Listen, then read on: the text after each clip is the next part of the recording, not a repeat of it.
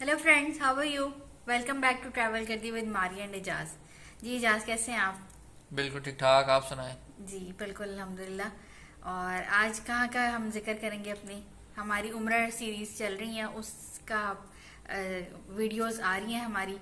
तो आज हम कौन सी वीडियो शेयर करेंगे व्यूअर्स के साथ? आज हमने, क्योंकि मक्का मदीना पे बात हो चुकी है, आपने तस्वीरें भी देख ली हैं, अब हमने जो उसके बाद ज़ियारतें की थी, जब आप उम्रा से फारिग हो जाते हैं तो जी आपके जी। पास टाइम होता है, तो आप एक टैक्सी लेते हैं मक्का में और सारी ज़ियारतें करते हैं। तो बिल्कुल। उसमें हमने 2 पार्ट बनाए हैं। आज हम पार्ट फर्स्ट करेंगे, जिसमें हम सबसे पहले बताएंगे जबल रहमत या माउंट ऑफ अराफात ठीक है। या अराफात की पहाड़ी जिसको कहते हैं। ठीक है, तो हम इसके बारे में बताएंगे। दूसरा, जो नीचे मस्जिद निमरा है अराफात के अंदर ही, जी जी। मस्जिद निमरा के बारे में बताएंगे। ठीक हो। और तीसरा गारे हिरा। गारे हिरा के बारे में बताएंगे। तो देखिएगा हमारा आगे का वीलॉग कैसा आपको लगता है। Thank you. Thank you.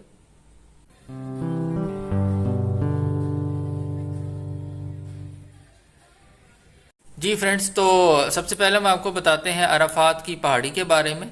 तो अराफात की पहाड़ी या माउंट ऑफ अराफात, ठीक है, इसके ये बेसिकली यहाँ पर जाना हज का एक बुनियादी हिस्सा है। जी अहम तो हमारी हज के दौरान आप बताएं क्या यहाँ पे करना होता है? जो हाजी होते हैं वो सुबह के टाइम पे ये जो जबल रहमत की पहाड़ी है इसके ऊपर आ जाते हैं, वहाँ इबादत वगैरह करते हैं। और जब जोहर की नमाज का खुतबा होता है वहाँ उस टाइम पर उन्होंने वहाँ तक स्टे, उस वक्त तक वहाँ रुकना होता है और फिर खुतबा सुनने के लिए नीचे जो मस्जिद वाली साइड है वहाँ जाना होता है। जी, तो आप मतलब हाजी ये करते हैं कि सुबह 10 बजे 9 बजे सुबह सुबह ही निकल पड़ते हैं। और क्योंकि उस टाइम पे तो रश इतना होता है तो टाइम लग जाता है आपको पहुँचते हुए। और तो हज के लिए मतलब सुबह सुबह आपने निकल जाना है। कुछ लोग ट्रेन सर्विस अवेल करते हैं, कुछ लोग बस सर्विस अवेल करते हैं, कुछ लोग पैदल ही अपने मक्का से ना माउंट ऑफ अराफात पे पहुंच जाते हैं। और इसकी एक और भी खसूसियत है, एक यहाँ पर एक मीनार बना हुआ है, वो उसकी स्पेशलिटी ये है कि हजरत आदम अलैहिस्सलाम और हजरत हवा उस मकाम पर मिले थे। उनको कहीं और पॉइंट्स पे जमीन पर उतारा गया था, लेकिन इस पॉइंट पर वो दोनों मिले थे, उनकी मुलाकात हुई थी। तो इस वजह से भी उस पॉइंट को बहुत जो है ना वो अहमियत हासिल है। जी, आपने भी सुना होगा कि भाई श्रीलंका में हजरत आदम का पैर का निशान है। तो बिलीव किया जाता है कि श्रीलंका में हजरत आदम उतारे गए थे और हजरत हवा जद्दा में उतारी गई थी। फिर ये समहाउ वक्त गुजरता गया और ये इस पॉइंट पर आके मिले थे। तो आप हज में आप लोग अक्सर एक पहाड़ी देखते होंगे जिसपे हाजी ऐसे चढ़ने की कोशिश करते हैं। बिल्कुल। और वो इसको हाथ लगाने की कोशिश करते हैं इस गुम्बद को, क्योंकि तो मुकद्दस मकामात में लिए है हमारे लिए। तो जब हम पहुंचे थे तब तो वो बिल्कुल खाली था, कुछ भी नहीं था, क्योंकि कोई उम्रा वगैरह नहीं था, ज्यादा खाली मैदान था। क्योंकि जब उम्रा की जियारत करने जा रहे हैं तब तो ये सिर्फ हज के टाइम पर ये जगह आबाद होती है। बिल्कुल। वो जो हमें टैक्सी ड्राइवर लेके गया था वो ये भी यही कहता है कि हज के दौरान यहाँ जो है वो रौनक होती है, जगह नहीं होती पाँव रखने की, और बाकी सारा टाइम जो है ना वो खाली होता है। बिल्कुल। और एक और इंटरेस्टिंग बात भी वहाँ बताई थी कि पाकिस्तान की भी कंट्रीब्यूशन है यहाँ पर।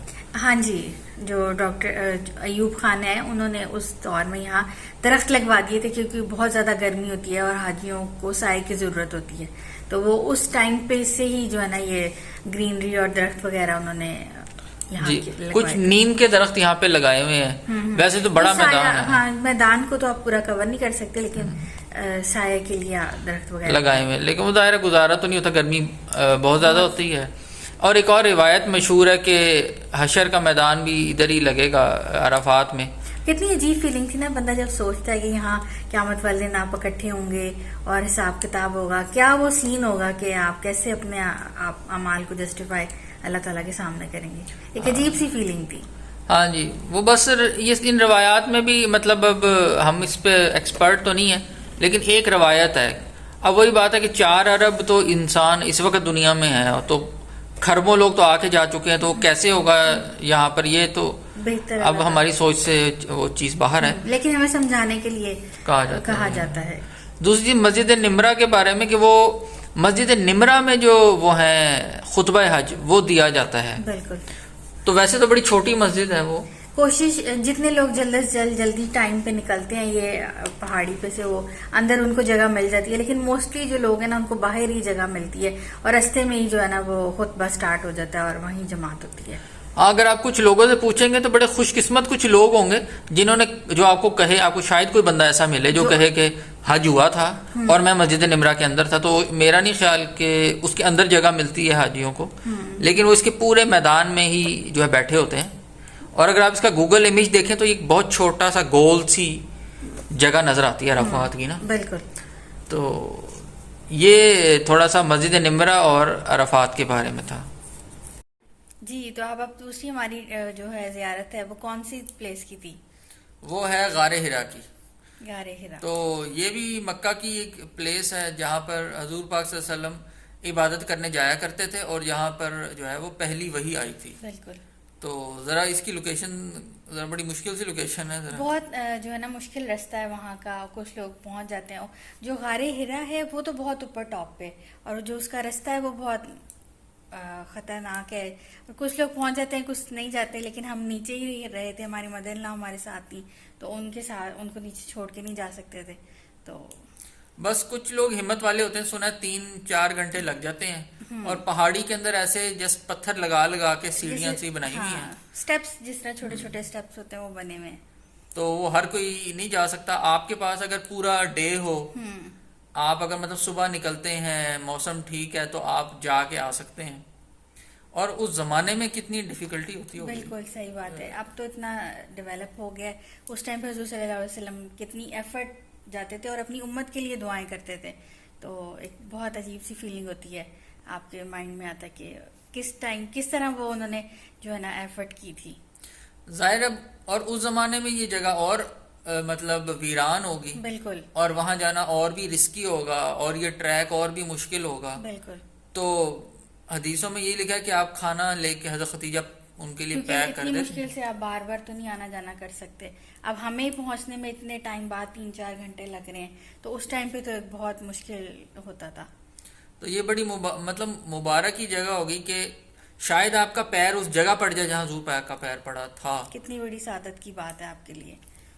اور اس غار کے اندر آپ اگر جا سکیں، وہاں پر رہ سکیں، ایک آپ سجدہ بھی آپ نے وہاں ادا کر دیا، تو آپ کے لیے کتنے بڑے اعزاز کی بات ہے.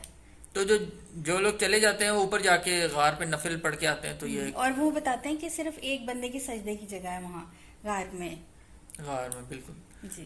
تو یہ بھی بڑا اچھا ایکسپیرینس تھا. صرف میرے حساب سے تو اگر آپ اس غار کے صرف پاس بھی پہنچ جائیں تو یہ آپ کو ایک سعادت اللہ تعالیٰ بڑی نے دی ہے. کنٹریبیوشن تھی. بالکل. اور آپ ادھر بس وہ جو ٹریک شروع ہو رہا تھا، ہم اس ٹریک کے پاس ہی کھڑے ہوئے تھے، اور سامنے سے غار حرا نظر آ رہا تھا.